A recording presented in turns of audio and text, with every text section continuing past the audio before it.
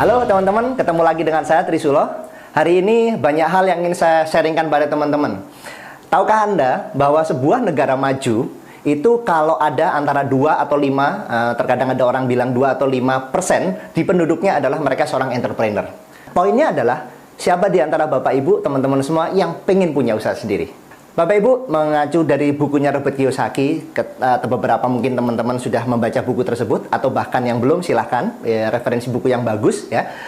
Kita tahu ada kuadran kiri dan ada kuadran kanan, ada kuadran employ dan ada kuadran self-employ, yang dimana mereka adalah kuadran mereka harus berbarter dulu untuk mendapatkan uang dengan barter skill dan waktunya untuk dapat uang.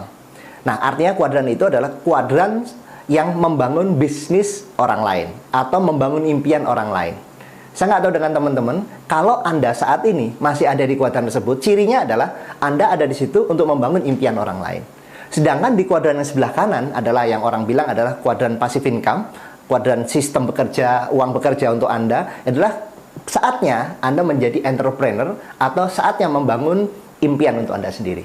Poinnya adalah bisnis impian seperti apa yang paling ideal atau tepatnya menjadi bisnis idaman buat orang-orang. Menariknya Bapak Ibu, saya membaca sebuah buku.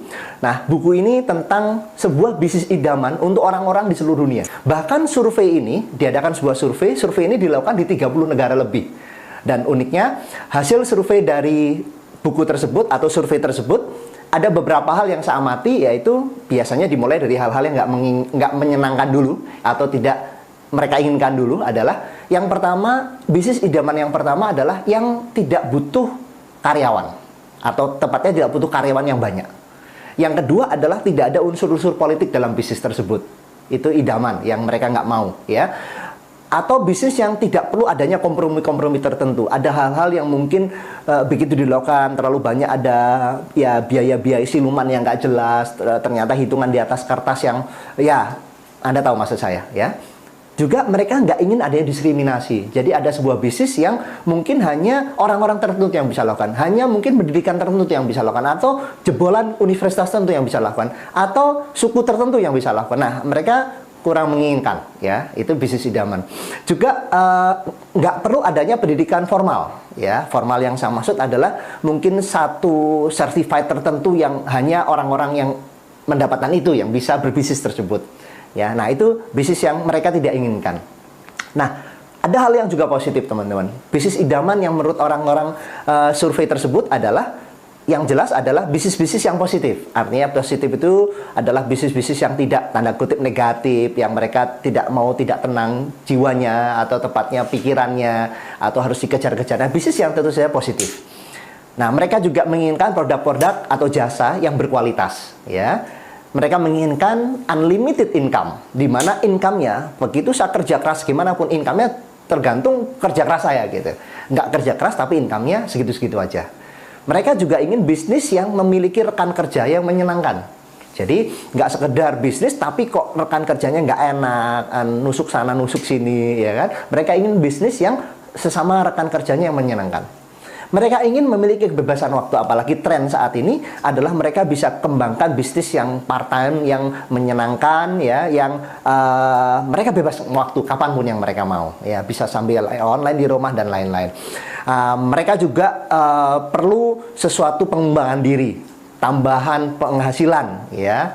Mereka ingin yang bisnisnya internasional, ya. Mereka ingin mengkontribusi pada amal misalnya. Mereka juga ingin resiko yang rendah, modal yang rendah, tahan resesi ekonomi, dan bisnis yang bisa mengurangi pajak, pengurangan pajak artinya ya. Dan yang paling penting bisnis itu fun.